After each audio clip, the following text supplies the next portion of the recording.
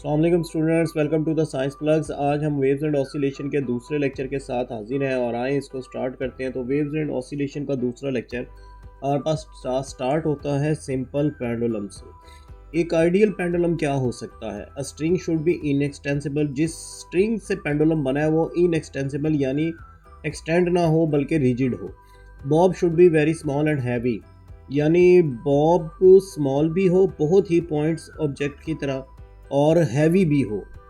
और sport should be frictionless. जिस sport से पेंडुलम आपने बांधा हुआ है वो भी फ्रिक्शनलेस हो, जैसा कि यहाँ पे सी पॉइंट पर दिखाया गया है। ये एक स्मॉल एंगल बन रहा है और रस्सी की जो लेंथ है वो आप देख सकते हैं कि स्मॉल एल है। एक्स वो एम्पलीट्यूड है जिस एम्पलीट्यूड तक हम इसको वाइब्रेट करवा रहे हैं, और टी रस्सी में टेंशन है। अब इसका जो m g cos theta component है, आप ज़रा गौर करें, वो और tension opposite to each other है, यानी टेंशन को एम जी कॉस थीटा वो जो है बैलेंस कर रहा है। और इसका जो रीस्टोरिंग टॉर्क है या रीस्टोरिंग फोर्स कह लें, वो कंपोनेंट है एम जी साइन थीटा, यानी ये एम जी साइन थीटा की वजह से वाइब्रेट कर रहा है। और ये जो थीटा एंगल यहाँ बन रहा है ये बहुत ही छोटा एंगल होता है। तो ये आप देख सकते हैं कि ये एक पेंडुलम है और इसको मैंने वाइब्रेशन में आपको दिखाया भी है कि रीस्टोरिंग फोर्स हमेशा, आप ज़रा इसमें गौर से देखें, चाहे वो लेफ़्ट वाइब्रेट करे चाहे राइट वाइब्रेट करे, रीस्टोरिंग फोर्स हमेशा मेन पोजीशन की तरफ रहती है और टेंशन हमेशा ऊपर की तरफ ही रहती है। तो और इसको बहुत छोटा एंगल रखना होता है ताकि ये पेंडुलम लीनियरली एक प्लेन में वाइब्रेट करे, क्योंकि अगर ये एंगल आपने ज़्यादा बड़ा किया तो ये फिर कोनिकल पेंडुलम बन जाएगा, ये फिर ऐसे नहीं रहेगा, यानी ये लीनियर वाइब्रेट नहीं करेगा और ये कोन बनाना शुरू कर देगा। तो उसको हम कोनिकल पेंडुलम कहते हैं और उसके रिजल्ट्स डिफरेंट होते हैं। तो यहाँ पे जो इसकी वजह से हम कैलकुलेशन करके निकालेंगे, यहाँ साइन थीटा की वैल्यू लेंगे, इसमें एक्स एल, और ये वाली ट्राइंगल में जब हम साइन थीटा की वैल्यू निकालेंगे तो हमारे पास ए की वैल्यू निकलेगी माइनस जी एक्स ओवर एल। और एक हम पहले पढ़ के आए हैं इसमें वो characteristic of S H M में, तो वो ये है। जब इन दोनों इक्वेशंस को हम कंपेयर करते हैं तो हमें पता लगता है कि ओमेगा बराबर है square root of g over l, और ओमेगा किसके बराबर होता है? 2 पाई ओवर टी के। तो 2 पाई ओवर टी ओमेगा की वैल्यू लगाएंगे तो यहाँ से टाइम पीरियड निकालेंगे 2 पाई एल ओवर जी, और ये फ्रीक्वेंसी हो जाएगी। और ये जो है ये बड़ी अहम बात है, ये टॉर्क है भाई। अगर मैं पेंडुलम की ये जो वाइब्रेशन है अगर इसको मैं पूरा कर दूं तो ये एक दायरा ही बन जाएगा ना इस तरह। तो ये तकरीबन हाफ दायरा बनता नज़र आ रहा है। तो दायरे में घूमते हुए जिस्म में टॉर्क तो लाजमी होगा। तो ये टॉर्क जो है वो एंट्री टेस्ट में एक बार पूछ चुका है, ई कैट के पेपर में इससे न्यूमेरिकल आ चुका है, इसलिए मैंने ये रीस्टोरिंग टॉर्क भी लिख दिया। तो आप ये देख सकते हैं, मैंने इसको कंपेयर किया है, ज़रा गौर करें, mass spring system and simple pendulum. Restoring force F R minus k x है, जबकि उसमें रीस्टोरिंग फोर्स सिंपल पेंडुलम में minus m g sine theta है। इसी तरह एक्सेलरेशन इसमें है माइनस के ओवर एक्स और इसमें है माइनस जी एक्स ओवर एल। और इसी तरह टाइम पीरियड जो है वो स्प्रिंग का है 2 पाई एम ओवर के और पेंडुलम का है 2 पाई एल ओवर जी स्क्वायर रूट में। टाइम पीरियड डिपेंड करता है मैस और स्प्रिंग कांस्टेंट पे, स्प्रिंग का, जबकि सिंपल पेंडुलम का टाइम पीरियड डिपेंड करता है लेंथ पर, और आप वैल्यू ऑफ जी भी कह सकते हैं कि जी पर भी जो है वो डिपेंड करता है। क्योंकि हम इसको सरफेस ऑफ अर्थ पे पढ़ रहे हैं तो जी की वैल्यू कांस्टेंट ही रहती है, इसलिए मैंने वो लिखा नहीं। तो आप ये देख सकते हैं मैस स्प्रिंग सिस्टम और सिंपल पेंडुलम की कुछ और भी कंपैरिजन है। फ्रीक्वेंसी जो है ये 1/2 पाई स्क्वायर रूट के ओवर एम स्प्रिंग की होगी और सिंपल पेंडुलम की 1/2 पाई जी ओवर एल स्क्वायर रूट में होगी। और इसी तरह इसमें ओमेगा के ओवर एम के बराबर और इसमें ओमेगा जी ओवर एल के बराबर स्क्वायर रूट।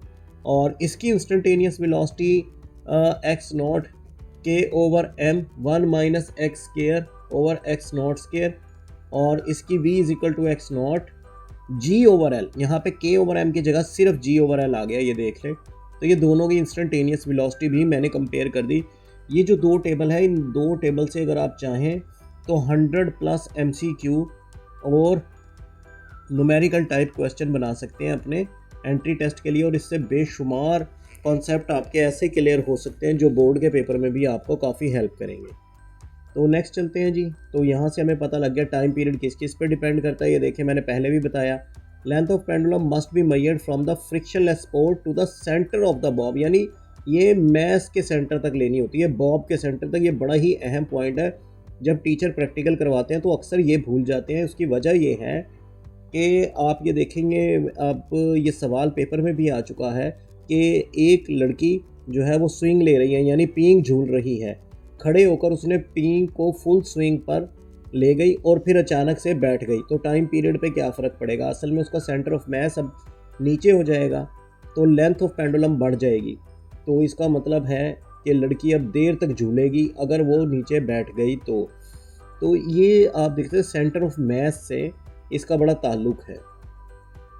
और इसी तरह time period of pendulum also depend upon the centre of mass, जैसा मैंने अभी आपको बताया। ग्रेविटी ऑन मून, मून की ग्रेविटी ज़मीन से 6 गुना कम है, तो टाइम पीरियड जो है वो मून पर क्या होगा, 6 गुना square root of 6 time with respect to earth होगा, square root of 6 time of respect to earth होगा, यानी वो ज़्यादा होगा वहाँ पे। The time period of seconds pendulum is 2 second. उसे सेकंड्स पेंडुलम कहते ही इसलिए क्योंकि उसका टाइम पीरियड 2 सेकेंड और उसकी फ्रीक्वेंसी फिर 0.5 पर सेकेंड या हर्ट्ज होगी। पेंडुलम इन एलिवेटर, अगर एक एलिवेटर में पेंडुलम रखा हुआ है आपने, एक एलिवेटर में हमने पेंडुलम रख दिया, तो पहले हम ये कंसिडर करते हैं कि एलिवेटर अभी चल ही नहीं रही। अगर एलिवेटर चल नहीं रही तो इसका मतलब क्या है कि उसकी एक्सेलरेशन 0 है, और अगर उसकी एक्सेलरेशन 0 है तो फिर वेट और टेंशन दोनों बराबर हैं। mg और उसका टाइम पीरियड 2πl/g ही होगा और t उसमें कांस्टेंट होगा और f भी सेम रहेगा। लेकिन एक्सेलरेशन अगर लिफ्ट ऊपर की तरफ, एलिवेटर या लिफ्ट ऊपर की तरफ मूव कर रही है, तो फिर ये देखें टेंशन बड़ी होगी, तो W + ma, ये जो असल में वेट है ये उसके ऊपर जो है वो नेचुरल वेट है जिसे आप रियल वेट कहते हैं, और ये जो है वो फोर्स अप्लाई हो रही है असल में। और यहाँ पे ये जो A है, स्मॉल a, ये एक्सेलरेशन ऑफ लिफ्ट है या एलिवेटर। तो यहाँ से m को हमने कॉमन किया और यहाँ से हमें ये पता लग रहा है कि हमें जब लिफ्ट ऊपर की तरफ एक्सेलरेट करेगी, ये जुमला बड़ी गौर से सुने, एक्सेलरेट करेगी, जब लिफ्ट एक्सेलरेट करेगी ऊपर की तरफ तो हमें अपने कंधों पर एक्स्ट्रा बोझ महसूस होगा। अगर आप लिफ्ट में बैठे हुए हैं तो इसी तरह पेंडुलम को भी अपना वेट ज़्यादा महसूस होगा। और टाइम पीरियड में ये देखें G + a, तो टाइम पीरियड में क्योंकि ये एक्सेलरेशन ऐड हो गई ऊपर एक्सेलरेट करते हुए, मैं बार बार बोल रहा हूँ एक्सेलरेट, यूनिफॉर्म मोशन नहीं। यूनिफॉर्म मोशन हुई तो आम रिजल्ट ही होंगे जैसे ज़मीन पे होते हैं, ये एक्सेलरेट या डीसेलरेट करने का रिजल्ट है। तो टाइम पीरियड कम होगा और फ्रीक्वेंसी बढ़ जाएगी। अब इसी तरह अगर लिफ्ट डाउनवर्ड एक्सेलरेट हो रही है, बार बार बोल रहा हूँ एक्सेलरेट, तो ये लिफ्ट की जो फोर्स है ये वेट की फोर्स में से माइनस हो जाएगी, और जो लिफ्ट के अंदर अगर पेंडुलम है तो वो भी हल्का हो जाएगा, और अगर आप लिफ्ट के अंदर ट्रैवल कर रहे हैं तो आपको भी आपका वेट कम महसूस होगा। और ये देखें यहाँ पे, तो ये टाइम पीरियड अब क्या हो जाएगा, ये देखें इंक्रीज़ हो जाएगा और फ्रीक्वेंसी डिक्रीज़ हो जाएगी। तो ये फ़र्क है इनके रिज़ल्ट्स का। और अगर लिफ्ट फ्री फॉल हो गई, अगर लिफ्ट फ्री फॉल हो गई तो A = G हो जाएगा, यानी एक्सेलरेशन ही G, तो mg - mg 0 हो जाएगा, और अब पेंडुलम वाइब्रेट करना बंद हो जाएगा, और जब वाइब्रेट करना बंद होएगा हम कहेंगे टाइम पीरियड जो है वो इन्फिनिट हो गया और फ्रीक्वेंसी उसकी 0 हो गई। ये बड़े अहम रिज़ल्ट थे, यहाँ से भी बेशुमार क्वेश्चन बन सकते हैं। ठीक है, ये तीनों रिज़ल्ट जिनको मैंने अंडरलाइन किया ये बड़े ही अहम रिज़ल्ट हैं, इनको आपने याद रखना है ऑब्जेक्टिव, सब्जेक्टिव और शॉर्ट क्वेश्चंस के लिए। नेक्स्ट है जी एनर्जी कंजर्वेशन। अब हम फ़र्ज़ करते हैं कि हमारे पास एक हॉरिजॉन्टल वाइब्रेटिंग सिस्टम है और वो law of conservation of energy को फॉलो करता है। तो law of conservation of energy क्या है? Energy can be converted from one form to another but total amount of energy remain constant. तो हमने यही साबित करना है। तो ये देखिए, ये इंस्टेंटेनियस वैल्यू है पोटेंशियल एनर्जी की, ये इंस्टेंटेनियस वैल्यू है काइनेटिक एनर्जी की, और ये टोटल एनर्जी है। तो टोटल एनर्जी तो हमेशा सेम ही रहेगी। तो आप ये देखिए पहले एट मीन पोजीशन x = 0, जब यहाँ 0 पुट करेंगे तो पोटेंशियल एनर्जी 0, और जब यहाँ 0 पुट करेंगे x को तो ये देखें इस वक्त काइनेटिक एनर्जी टोटल एनर्जी के बराबर है। यानी यहाँ जब पोटेंशियल ज़ीरो हो गई तो ऑब्वियसली टोटल एनर्जी कन्वर्ट हो गई किस में, काइनेटिक एनर्जी में। और सेम इसी तरह ज़रा ये गौर करें, x is equal to x naught, ये एक्सट्रीम पोजीशन है। जब आप फ़र्ज़ कर लें आप एक पींग झूल रहे हैं, या जो अम्यूज़मेंट पार्क में पायरेट बोट लगी हुई है आप उसमें बैठे हैं, और वो जब अपने टॉप पे जाती है तो वो टॉप पे रुक के वापस आएगी ना, वो एक्सट्रीम पोजीशन है। अब x is equal to x naught यहाँ पुट कर दिया तो ये देखें टोटल एनर्जी पोटेंशियल एनर्जी में कन्वर्ट हो गई। जब यहाँ x is equal to x naught put करेंगे तो ये 1 - 1 हो जाएगा, 1 - 1 0, तो काइनेटिक एनर्जी ज़ीरो, क्योंकि वो टॉप पे जाके रुक गई। जब वो टॉप पे जाके रुक गई तो इसका मतलब काइनेटिक एनर्जी ज़ीरो हो गई, लेकिन टोटल एनर्जी अभी भी कांस्टेंट है। ये मैंने क्यों कलर की ये लाइन, ये बड़ी अहम है।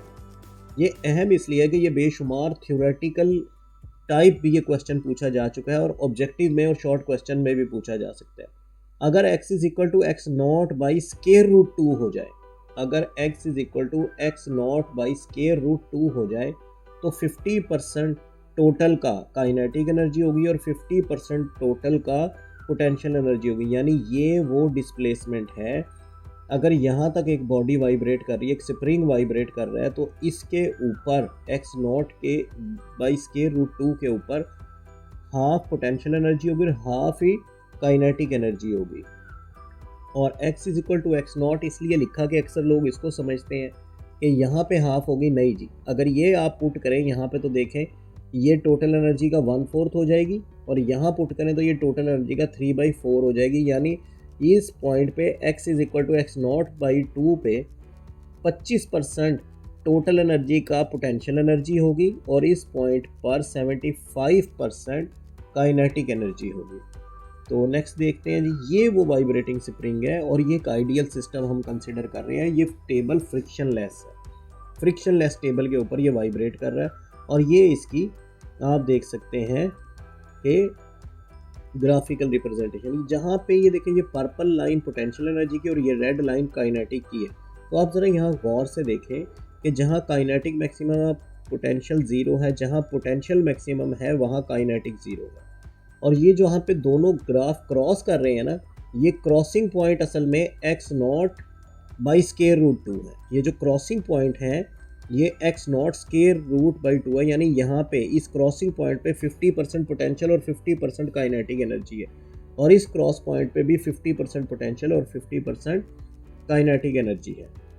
नेक्स्ट जी हमारे पास है फ्री एंड फोर्स्ड ऑसिलेशंस है। तो ये देखें the free oscillation without interference of external force, यानी आपने एक दफ़ा किसी चीज़ को, किसी पींग को धक्का दे के छोड़ दिया। जैसे मैंने एक बार सिर्फ इन पेंडुलम्स को धक्का दे के छोड़ दिया तो ये आगे वाइब्रेट करते रहेंगे और मैं दोबारा इनको धक्का नहीं दूंगा। तो ये फोर्स या फोर्स्ड ऑसिलेशन नहीं है बल्कि फ्री ऑसिलेशन है, और इसकी फ्रीक्वेंसी को हम कहते हैं नेचुरल फ्रीक्वेंसी, जो इस तरह वाइब्रेट कर रहे होते हैं। It is an ideal system. अगर सिस्टम आइडियल हुआ तो जैसे ये वाइब्रेट कर रहा है एम्पलीट्यूड कम ही नहीं होगा, वो कांस्टेंट एम्पलीट्यूड से हमेशा मूव करते रहेंगे। आइडियल सिस्टम का मतलब है कोई फ्रिक्शन, कोई एयर रेजिस्टेंस नहीं है जो उसको रोके, तो वो सिस्टम रुकेगा ही नहीं। ठीक है जी, आइडियल का मतलब ये है। एनर्जी रिमेन कांस्टेंट, जैसा कि मैंने बताया कोई चीज़ ही नहीं है डिसिपेशन करने के लिए। जब डिसिपेशन करने के लिए कोई चीज़ ही नहीं है तो एनर्जी तो कांस्टेंट ही रहेगी। एम्पलीट्यूड रिमेन कांस्टेंट, ये भी मैंने आपको बताया। तो फ्री एंड फोर्स्ड ऑसिलेशन देखें, the regular push is given to the free oscillating system. अगर फ्री ऑसिलेटिंग सिस्टम को रेगुलर पुश दे रहे हैं तो फिर ये फोर्स्ड ऑसिलेशन सिस्टम में कन्वर्ट हो जाएगा। Frequency is known as applied frequency, क्योंकि मैं बार बार उसको पुश दे रहा हूँ बार बार, तो वो अप्लाइड फ्रीक्वेंसी होगी। It is not an ideal system, ये कोई आइडियल सिस्टम नहीं होगा। एनर्जी नॉट कॉन्स्टेंट, एनर्जी तो बढ़ती जाएगी क्योंकि मैं तो बार बार पुश कर रहा हूँ, और एम्पलीट्यूड भी कांस्टेंट ही रहेगा, वो तो बढ़ता जाएगा क्योंकि मैं बार बार पुश दे रहा हूँ। जैसा कि हम पींग चढ़ाते हैं उसमें। रेजोनेंस क्या है? If external and internal frequencies are synchronized then resonance is produced. तो ये देखें, ये एक को छेड़ रहा है तार को, तो इसकी फ्रीक्वेंसी बाकियों के साथ मैच हो जाती है, तो वो सारे पूरा सिस्टम वाइब्रेट करना शुरू हो जाता है। तो हम कहेंगे कि इन सारी तारों में रेजोनेंस पैदा हो गई, इन सारी तारों में रेजोनेंस पैदा हो गई। ठीक है जी। At resonance the energy transfer is maximum, तो रेजोनेंस पे एनर्जी ट्रांसफ़र मैक्सिमम होता है। Damping and sharpness, energy is dissipated due to damping, damping is due to the friction effect of the system. तो असल में जैसे आप साइकिल के या सॉरी मोटरसाइकिल या गाड़ी के उसमें आप देख सकते हैं कि आप वो भर लेते हैं ऑयल, तो वो सिंपल जब वाइब्रेट करता है उसका शॉक, तो वो जल्दी से डैम्पिंग कर देता है और ख़त्म कर देता है झटकों को। Amplitude of vibration decreases exponentially, frequency also reduces due to damping, और डैम्पिंग और शार्पनेस इन्वर्सली प्रोपोर्शनल, डैम्पिंग और डेंसिटी भी इन्वर्सली प्रोपोर्शनल। सिस्टम जितना डैम्प होगा उतनी कम डैम्पिंग होगी, डेंसिटी जितनी ज़्यादा होगी डैम्पिंग उतनी कम होगी, डैम्पिंग जितनी ज़्यादा होगी डेंसिटी उतनी कम होगी। और आप ये देखें स्मॉल डैम्पिंग तो शार्पनेस ज़्यादा, और एम्पलीट्यूड देखें ज़्यादा वाइब्रेशन का। तो ज़लज़ले के सूरत में भी ऐसा ही होता है कि जब ज़लज़ला बहुत तेज़ हो जाता है तो एम्पलीट्यूड बढ़ जाता है, एम्पलीट्यूड बढ़ जाता है तो बिल्डिंगों में दरारें आ जाती हैं और वो गिर जाती हैं। इसीलिए तो इंजीनियर्स डैम्पर डालते हैं बड़े बड़े प्लाजा में, और जब बड़े बड़े प्लाजा में वो डैम्पर डाले जाते हैं तो वो डैम्पिंग देते हैं, और फिर ये एम्पलीट्यूड जो पर्पल लाइन है ये बहुत कम डैम्प होने देता है और बिल्डिंगें टूटने से बच जाती हैं। ठीक है जी, तो आज के लिए इतना ही काफ़ी है। नेक्स्ट टाइम तक के लिए इजाज़त दीजिए। अल्लाह हाफिज़।